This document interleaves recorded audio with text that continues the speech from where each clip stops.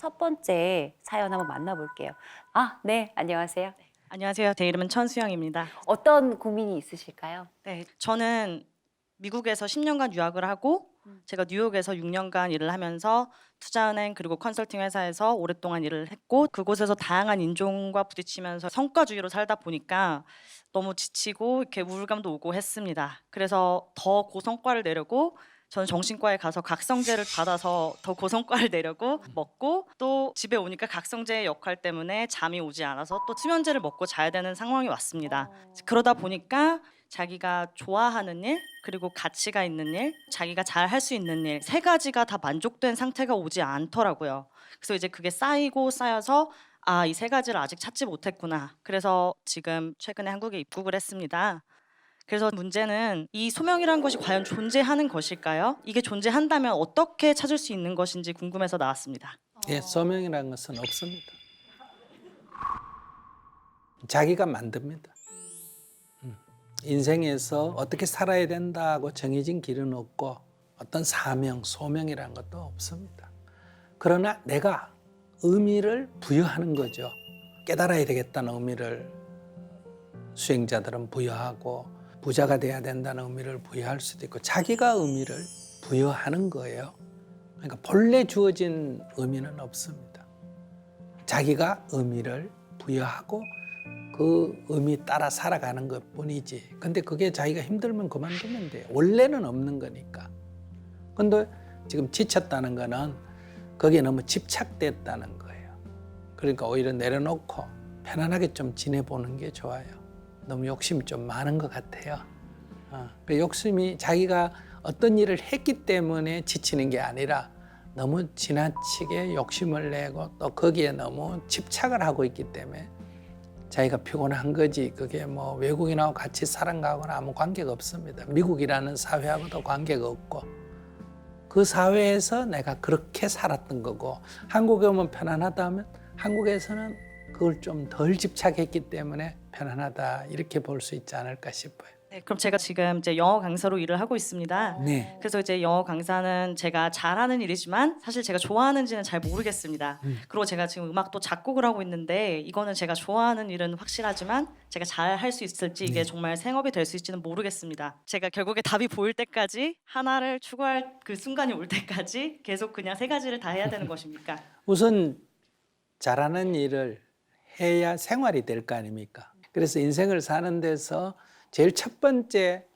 해야 할 일은 무엇이든지 해서 인생이 자립이 돼야 됩니다. 남의 의지해서 사는 거는 생명 현상에 맞지가 않거든요. 그리고 좋아하는 일, 작곡은 이제 취미로 하는 거예요. 그런데 잘하는 일을 버리고 생활 수준을 좀 낮추고 좋아하는 일에 집중을 하게 되면 그 좋아하는 일에서 다시 조금씩 수입이 늘어날 수가 있겠죠. 그러니까 이 관점을 이렇게 가지시면 되지.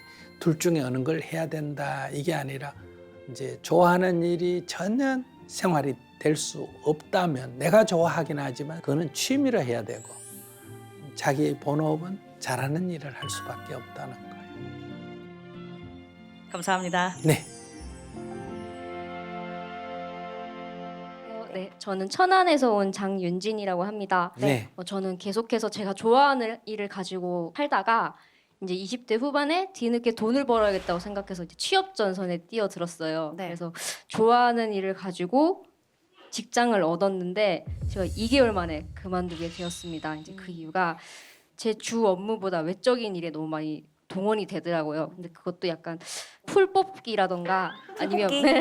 무슨 일을 하시는데 풀 아, 뽑기를 시키셨을까요? 이제 도자기를 만드는 일을 하는데 그 직장은 이제 체험관이어서 아무래도 관광지다 보니까 환경이 좋아야 되잖아요. 그러니까 잡초가 자라면 이제 잡초를 뽑고 뭐 아니면 뭐 외부 손님이 오시면 쫓아가서 이제 인사를 해야 되고 아니면 뭐 사진 촬영에 동원이 된다던가 이제 그런 일이 반복이 되면서 이제 의문이 생기더라고. 이게 정말 다른 직장인들도 다 이걸 겪는 것인가? 제가 좀 너무 뒤늦게 직장을 가져서 이해를 할 수 없는 건가? 제가 이 상태에서 이것도 견디지 못했다면 혹시 다른 직장에서도 결국 못 견디지 않을까? 어디까지 견딜 수 있을지 그런 걸 좀 물어보고 싶습니다. 성질이 좀 더러운 것 같아요.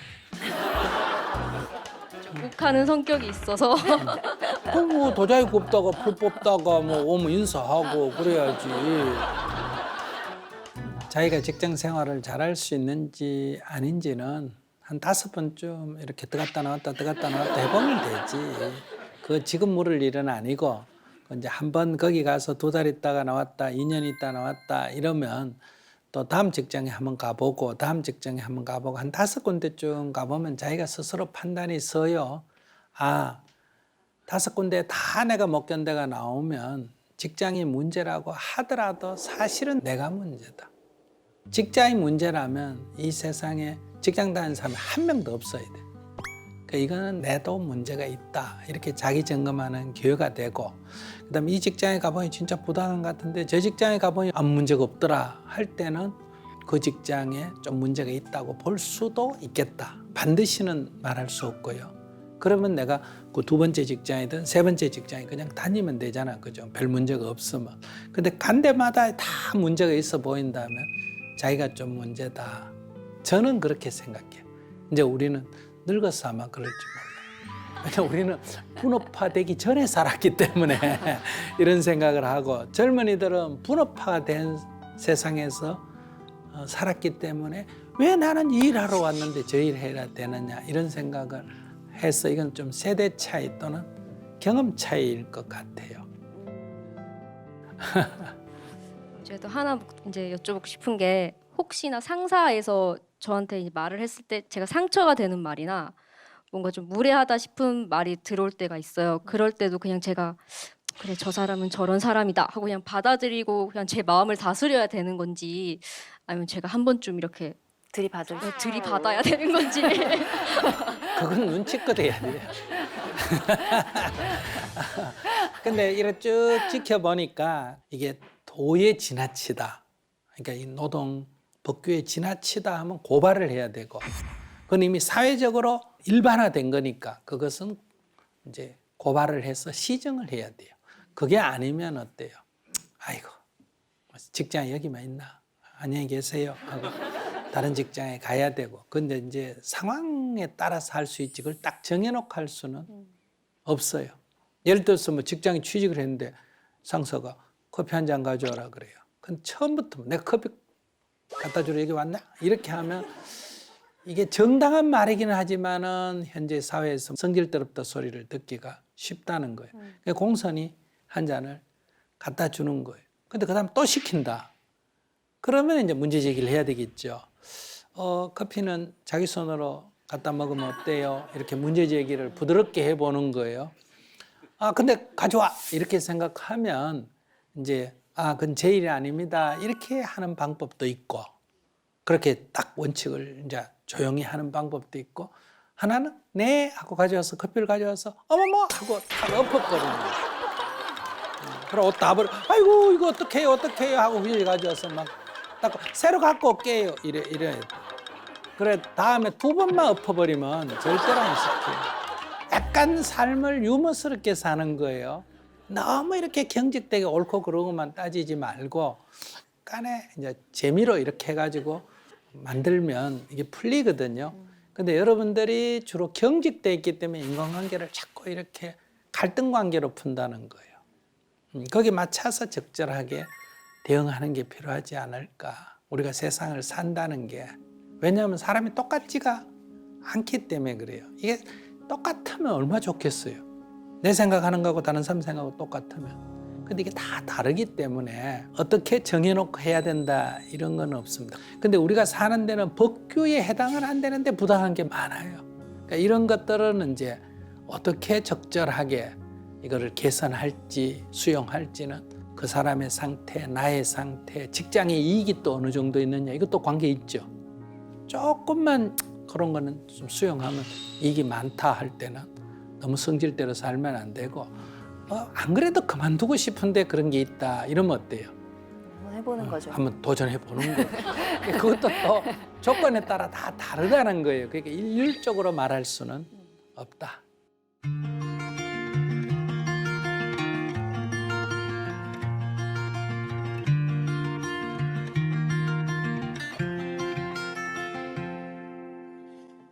Saw the world turning in my sheets, and once again I cannot sleep. Walk out the door and up the street, look at the stars beneath my feet. Remember rights that I did wrong, so here I go. Hello, hello. There is no place I cannot go. My mind is muddy bar.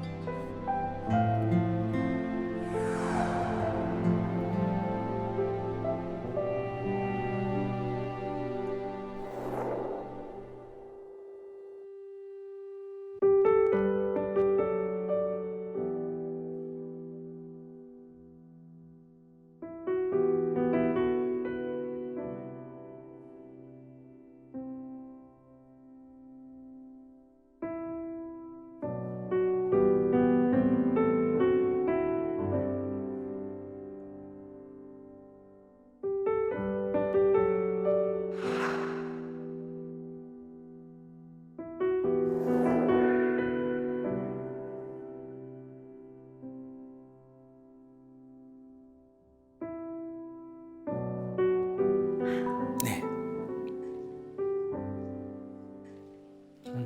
그러니까 질문자는 살아있을 때도 아빠 생각 안 하고 자기 생각만 했고, 아빠가 돌아가시고도 지금 자기 생각만 하는 거예요. 자기 보고 싶은 거, 자기 사랑했다고 말 안 한 거, 이렇게 자기 생각밖에 할 줄 모르잖아요. 살아있을 때도 또 내 생각만 했고, 돌아가신 뒤에도 또 내 생각밖에 할 줄 모르는 거예요. 이건 아빠하고는 아무 관계가 없는 얘기예요. 어떻게 생각해요? 자기가 이렇게 운다고 아빠에게 좋은 일이 생기는 것도 아니고, 자기가 이렇게 생각한다고 아빠에게 좋은 일이 생기는 것도 아니고, 보고 싶어 한다고 아빠에게 좋은 일이 생기는 것도 아니고, 그냥 이건 자기 보고 싶은 거, 자기 못한 거, 자기 생각만 하고 있다는 거. 이거 자체는 아빠가 아무 관계가 없는 일 아닐까요? 그러니까 아빠가 살아 계실 때도 자기 살기에 바쁘고 자기 생각만 하고 살다가 아빠가 돌아가셨다니까 또 자기 생각만 하는 거예요.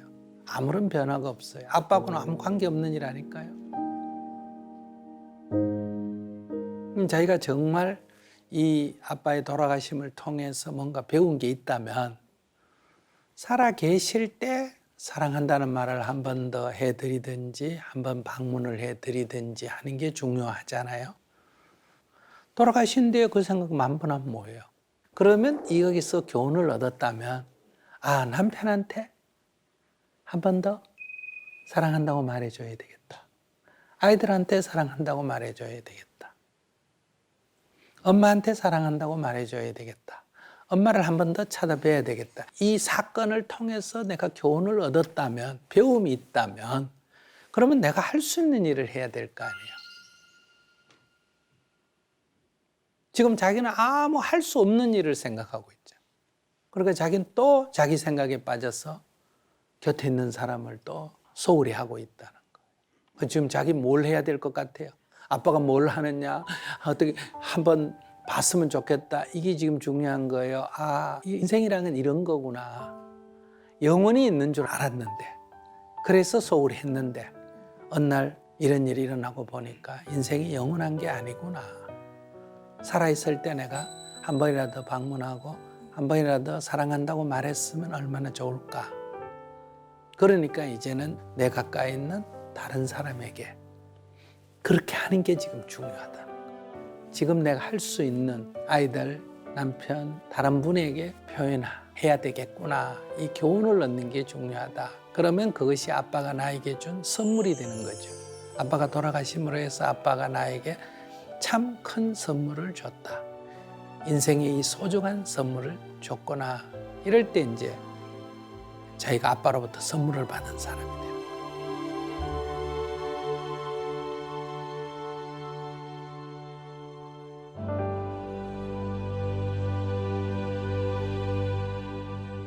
저는 청년들의 20대에 대한 고민을 스님께 조언을 구하고자 했는데요.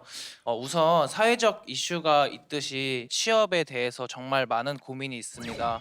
취업을 또 하지 못하게 되면 집도 마련하지 못하고 심지어 결혼까지도 포기해야 되는 상황이 발생하기도 하는데요. 많은 것들을 포기해야 되는 청년들에게 스님께서 좋은 말씀, 조언을 조금 구하고 싶습니다. 그걸 포기라고 말해야 될까 하는 생각이 드네요. 그럼 자기가 나한테 요즘 저는 힘들어서 대통령 꿈도 포기하고 재벌 되는 꿈도 포기하고 배우하고 결혼하는 꿈도 포기했습니다. 이렇게 말하는 거나 저는 같이 들리거든요. 그게 과연 포기라는 말에 들어갈 수가 있는 말이냐 이런 얘기예요. 우선 포기라는 좀 비극적인 단어는 좀 적합하진 않지만 아무래도 좀 자신감이 많이 좀 떨어진 상태인 것 같습니다.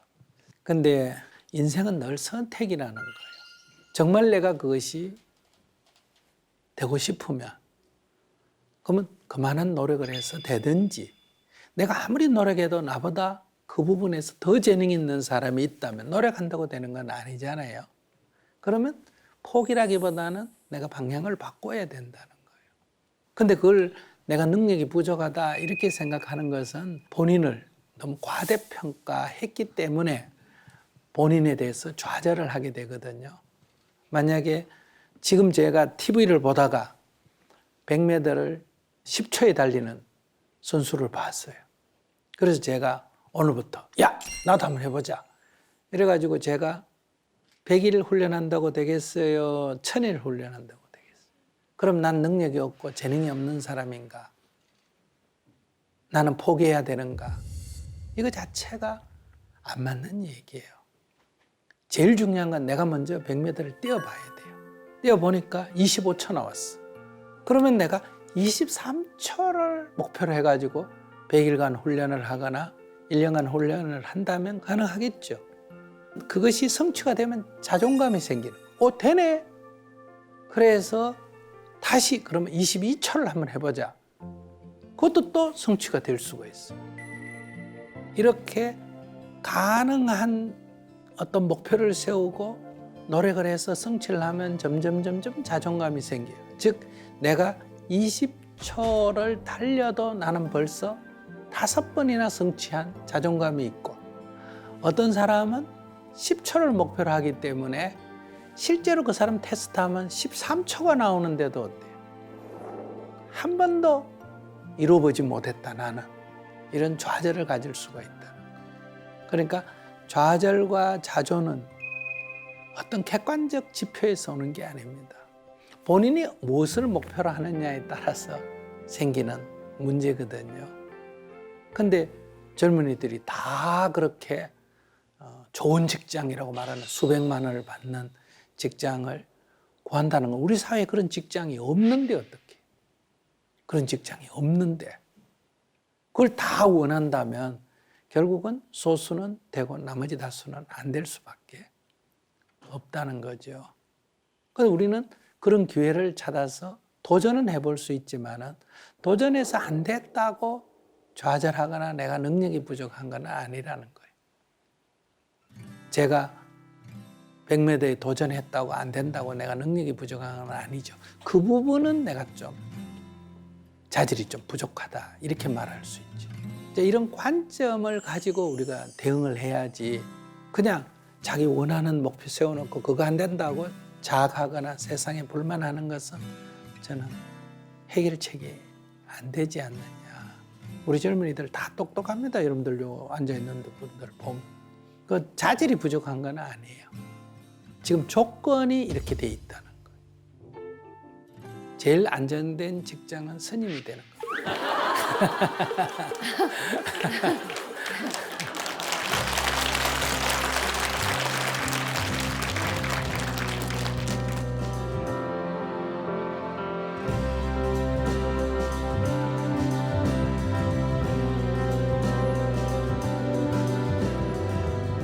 안 좋고 상관만 해도 어때요? 대성공이에요.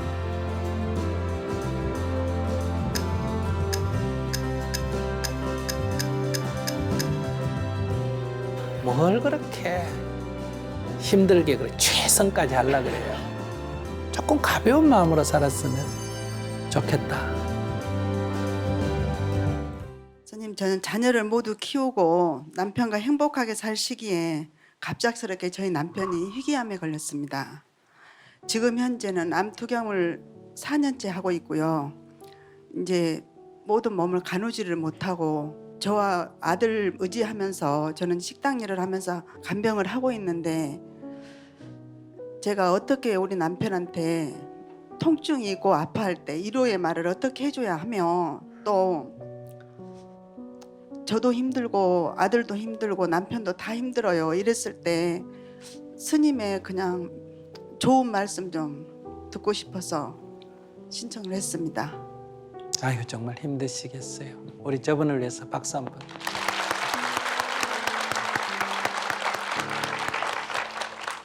너무 아파서 눈도 안 뜨고 그러고 있을 때는 저는 그냥 괜찮다고만 안아주고 그러거든요. 네, 근데 더 이상 할 말이 없어요. 네. 원래 저도 할 말이 없어요. 그게 최고예요. 더 이상. 그러니까 남의 말을 듣고 가서 전하는 거는 감동이 없습니다. 그냥 손을 꼭 잡아주고 꼭 껴안아주고 그러는 게 할 일이에요. 그리고 스님, 저희 남편 같은 경우는 모든 거를 다 포기하고 지금 갈 날만 기다리고 있는 사람이에요. 만약에 가더라도 아이들과 제가 최선을 다해서 보내주고 싶은데 네. 이거를 어떻게 해야 정말 최선을 다한 건지, 한다고 해도 항상 아쉬움이 남고 내가 집으로 데리고 와야 되나, 그냥 병원에 둔 게 잘한 건가. 근데 본인은 너무 집에 오고 싶어 해요. 근데 집에 와도 아무것도 할 수가 없어요. 대소변도 다 우리가 해줘야 하고. 근데 의료진 옆에 있는 게 도와준 것 같은데 본인은 너무 오고 싶어 하고 집에를. 그랬을 때는 어떻게 해야 잘한 건지 모르겠어요. 내가 원하는 것이 다 이루어질 수 없어요. 근데 우리는 내가 원하는 걸 다 이루어져야 된다고 잘못 생각하기 때문에 원하는 게 안 이루어졌을 때 괴롭잖아요. 예. 그런 것처럼 남이 원하는 걸 내가 다 해줘야 된다. 이렇게 또 잘못 생각하고 있어요. 남이 원하는 걸 내가 다 해줄 수가 없습니다. 해줄 수 있는 건 해주고 해주지 못하는 거는 그냥 죄송합니다 이러면 되거든요. 자기는 너무 잘하려는 거예요, 지금. 근데 후회하기가 싫어요. 갈 때 가고 나서 내가 이렇게 해줄 걸, 그 후회가 될까 봐. 그 정도면 지금 하는 것만 해도 잘 하는데요. 그러니까 욕심이라는 거예요. 더 잘해 주려고 하는. 더 잘해 주려고 하는 욕심을 내면 이거 해주는 거에 지치게 되거든요. 지치게 되면 자기도 모르게 이걸 내가 언제까지 해야 되나 이런 생각이 들어요.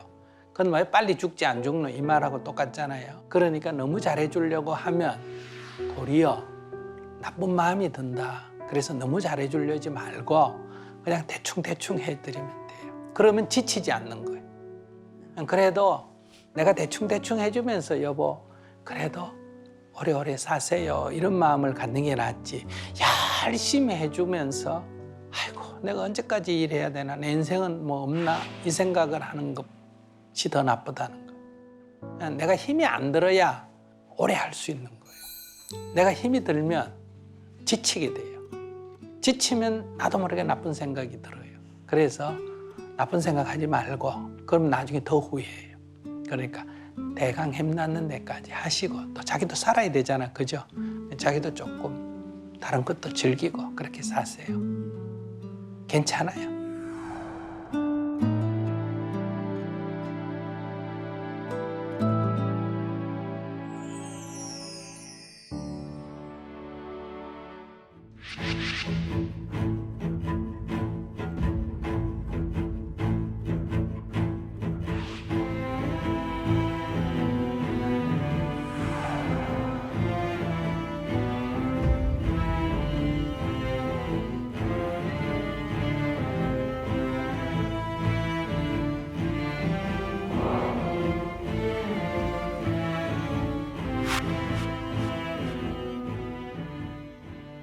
누구나 다 이 감정 기복이 있죠.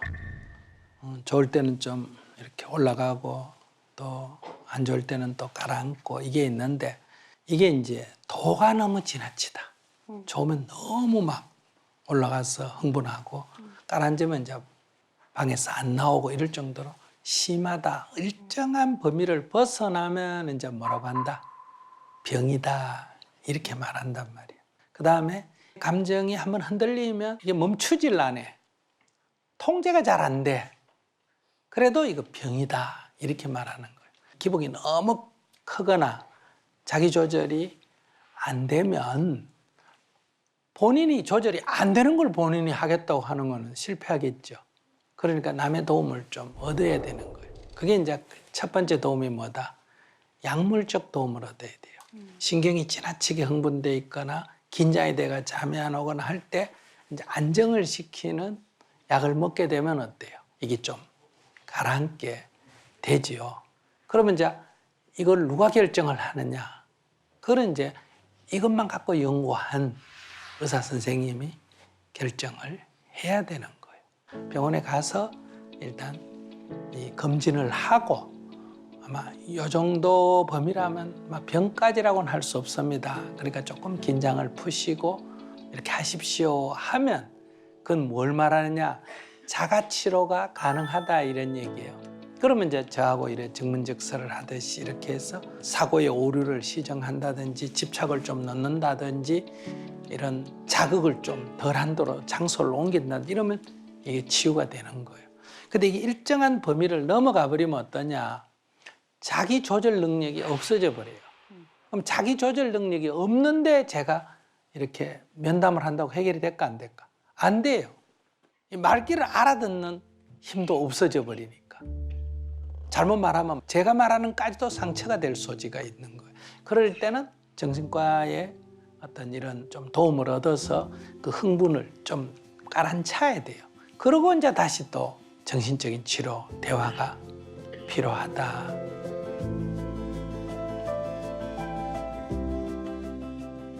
요즘은 대부분 부모들이 조금 옛날보다는 이 심리 상태가 어때요? 좀 불안정해요. 그러니까 아이들이 심적 불안이 옛날보다 더 심하다 이렇게 볼 수 있어요. 옛날에도 전쟁통에 난 아이들이 심적 불안이 조금 더 심해요. 왜냐하면 아이들은 부모의 영향을 받으니까. 그러니까 부모님이 자식에게 제일 잘해줄 수 있는 것은 아이의 이 심리적인 자아가 형성될 때까지 그 심리를 편안하게 형성해 주는 게 최고의 부모의 공덕입니다. 이게 행복의 근원이니까. 두 번째 부모가 해줘야 할 일은 자립할 수 있도록 자기 생활을 자기가 할 수 있도록 이렇게 자생력을 갖도록 훈련을 시켜주는 거예요. 근데 대부분 아이가 어릴 때는 자립할 수 있는 기회를 부모가 과잉보호를 해가 대부분 뺏어버리기 때문에 이제 심리적으로 불안하고 자생력이 떨어지니까 지금 젊은이들에게 많은 지금 어려움이 부딪히게 된다. 경쟁이 치열한 데 가면 발병률이 더 높을까 낮을까요? 더 높아지는 거예요. 근데 지금 이제 대학 시험이라고 하는 거기에 치열하게 가면 괜찮다가 그때 가서 또 발병을 한다든지 결혼해서 막 갈등이 너무 심해질 때 발병을 한다든지 이제 이런 문제가 발생을 하는 거예요. 그러니까 이제 우리가 개인은 이제 부모가 아이를 가졌을 때 아이를 좀 편안하게 해주는, 그리고 엄마가 마음이 편해 아이가 마음이 편해지잖아요. 그러면 남편이 되는 분이나 시어머니 되는 분은 그 아이의 엄마를 편안하게 해줘야 되는 거예요. 손주를 귀여워할 게 아니라 그 며느리를, 부인을 편안하게 해줘야 엄마의 영향으로 아이들이 편안해지는 거거든요. 이제 이런 것이 이제 우리가 개인이 할 수 있는 일이라면 사회적으로는 이제 지나친 경쟁, 긴장이 없도록 해야 돼요. 그러면 연예인 같은 경우에 왜 더 심할까? 평균적으로 보면 여기가 인기 위주잖아요. 그리고 경쟁이 더 치열하고 성공한 것이 오래 갑니까? 짧게 갑니까? 짧게 가죠. 그러니까 예를 들면 경제라든지 정치라든지 이거는 나이가 50, 60이 돼가 이제 꼭대기가 올라가는데 이 분야는 열 몇 살에 꼭대기 올라가는 경우가 있단 말이에요. 그러면 그것이 20몇 살 때면서 계속 올라가는 게 아니라 오히려 떨어진다는 거예요. 그러니까 그걸 감당할 수가 없는 거예요. 어릴 때 너무 위로 올라가니까 자기가 착각을 하는 거예요. 자기가 굉장한 사람인 줄. 그게 떨어지면 이제 엄청난 충격이 오는 거예요.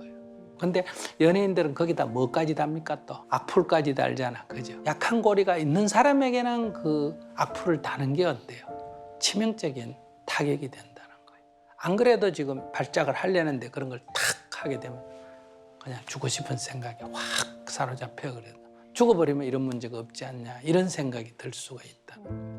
그렇다고 다 문제가 생기는 게 아니라 아까처럼 심리적인 그런 연약함이 있는 상태에서 이런 일이 겹치게 되면 이제 이 발병을 하게 된다. 그래서 특히 이제 이 분야에 그런 직업적인 성격하고 관계가 있기 때문에 일반적인 사람에 비해서 비율이 더 높은 거예요. 그래서 우리가 심리적인 불안정을 조기에 발견해서 어때요? 조기 치료를 해야 됩니다. 이거는. 빨리 발견해가 빨리 치료하면 대부분 완치가 돼요. 근데 우리는 정신적인 질환은 대부분 다 방치합니다. 그래서 10년, 20년 이렇게 끌어요. 그래서 이게 이제 완전히 이제 좀 만성화되면 그때 이제 병인 줄 안다는 거예요. 어떤 이상한 행동을 하거나 이럴 때 병원에 데려가려니까 병원에 안 가려고 그러고 그 다음에 치료가 잘 안 돼요. 그래서 여러분들이 가족 중에도 조금만 그게 이상하면 빨리 검진을 해봐야 됩니다. 직장에 다니건 학교 다니는데 10명이 같이 있는데 9명 괜찮은데 1명만 딱 꼴보기 싫다. 그럼 그 1명만 잘 지내면 내가 10명하고 다 잘 지낼 수 있잖아. 그죠? 그럴 때는 그 1명하고 잘 지내는 거를 내 수행의 과제로 삼아라. 근데 2명이 꼴보기 싫다. 그러면 남만 보지 말고 나를 좀 봐라. 나에게 문제가 좀 있을 수 있다는 거예요. 근데 3명이 꼴보기 싫다. 그럼 무조건 병원에 가라. 병원에 가서 먼저 검진을 해보는 게 필요하다. 꼭 발작을 한 뒤에 가면 좀 늦어요. 미리 그런 요소가 있는 거를 체크가 되면 훨씬 치유가 쉽다. 제가 텍사스에 있는 오스틴에 아는 집에 갔는데 아이가 막 온데 뛰어다니는 거예요. 그래서 제가 가만히 보니까 약간 좀 과잉도 지나친 것 같아요. 그래서 내가 아이한테 조금 문제가 있는 것 같다니까 문제가 없다고 조금 그냥 과잉 행동을 할 뿐이라. 그래도 병원에 한번 데려가 봐라. 병원에 데려가니까 어떤 질환이다 이렇게 됐어요. 그래서 그걸 치료를 쭉 받았단 말이에요. 제가 한 10년 만에 가봤어요. 이번에. 갔더니 아이가 중학교 다니는데 수학을 잘해가지고 대통령상을 받았다고 그렇게 자랑을 하더라고요. 그러니까 그것이 조기 발견되면 어때요? 치유가 매우 쉽다는 거예요. 근데 그게 늦게 발견되면 이제 치유하기가 좀 어려워져요. 그러니까 우리가 너무 이런 돈, 출세 여기만 매달리지 말고 삶을 좀 보는 게 필요하다. 젊은이들이 부모가 너무 자식에 대해서 기대가 크면 자식들은 심리적 억압이 되고 정신적으로 불안정해도 그걸 드러낼 수가 없습니다. 부모를 실망시킨다고. 그러니까 세상은 누가 공부 잘하나 누가 인물이 잘생겼나 하지만 부모는 자식을 그래 보면 안 돼요. 항상 자식의 정신적, 육체적 건강 그리고 행복하게 사는 걸 중심에 놓고 자식을 봐야 되지 않을까. 그게 부모의 사랑이지 않을까 이렇게 생각을 해요. 산다는 게 별거 아니에요. 여러분들은 별거라고 생각하죠. 별거 아니다. 별거 아닌 줄을 알면 우리가 지나친 그런 긴장을 안 하게 됩니다. 애쓰지도 않게 되고. 조금 삶을 가볍게 받아들였으면 좋겠다. 이런 말씀을 좀 드리고 싶어요. 새해에는 조금 더 행복하게 살아갔으면 좋겠다. 이런 말씀을 드리고 싶습니다.